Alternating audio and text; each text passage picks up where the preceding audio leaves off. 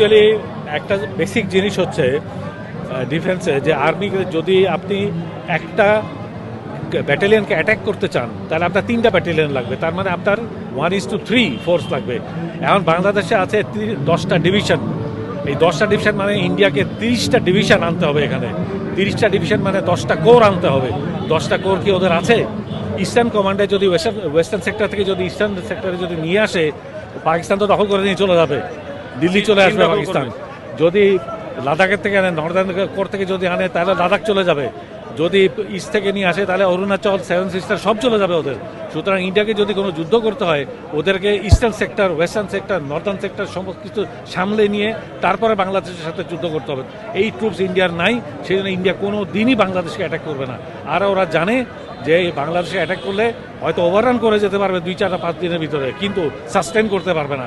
আমরা ওদের ভূমিতে গিয়ে ওদের মেরে আসবো, এবং 71-এ এটা প্রমাণিত হয়েছে আমরা কতখানি ডেঞ্জারাস একটা জাতি। তো বর্তমান ভারতের যেই সরকার, তারা ফ্যাসিস্ট আওয়ামীর সাথে সমস্ত সন্ধি এবং সাহায্য সহযোগিতা করেছে। এখন আওয়ামী লীগ 5ই আগস্ট পর বিতাড়িত হয়েছে।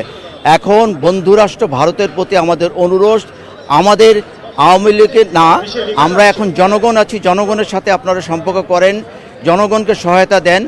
বর্তমান যে সরকার রয়েছেন, প্রফেসর ইউনূস স্যার অত্যন্ত জ্ঞানী এবং বিচক্ষণ লোক, ওনার যে লিড করছেন সরকারটাকে, সেই সরকার সহযোগিতা করেন এবং আমাদের দেশের সাথে একটা বন্ধুপ্রতিম সম্পর্ক গড়ে তোলেন। আমি আবার বলছি, এবং ভারতের জনগণ কিন্তু আমাদের শত্রু না, কিন্তু ভারতের বর্তমান সরকার যে আওয়ামী ফ্যাসিস্ট গভর্নমেন্টকে সহায়তা করেছিল তার থেকে সরে আসুন।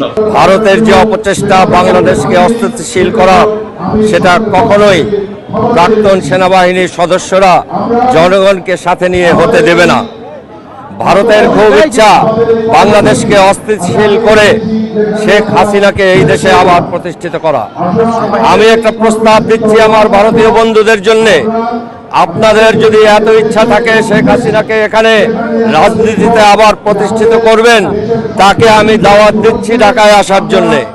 সাহস থাকলে তাকে আসতে বলুন ঢাকায়। রাজনীতি তাকে করতে দেওয়ার আগে আমার ভাই, আমার বন্ধু, আমার সন্তানদের লাশের হিসাব রাজনীতি করতে দেওয়া হবে।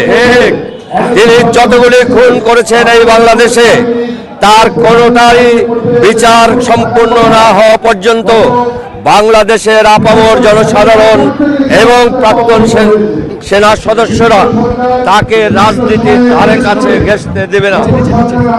তার জন্য বর্তমানে জনগণ রাজনীতিতে শেখ হাসিনাকে নিষিদ্ধ ঘোষণা করল। ভারতের যদি কোনো শক্তি থাকে এবং ইচ্ছা থাকে তাকে আবার এখানে পুনঃপ্রতিষ্ঠা করা, আপনারা সে চেষ্টা করে দেখতে পারেন। প্রাক্তন সেনাবাহিনীর সদস্যরা এবং সাথে জনতার সঙ্গে নিয়ে আমরা আজকের দিনে অঙ্গীকার করছি, শেখ হাসিনা এবং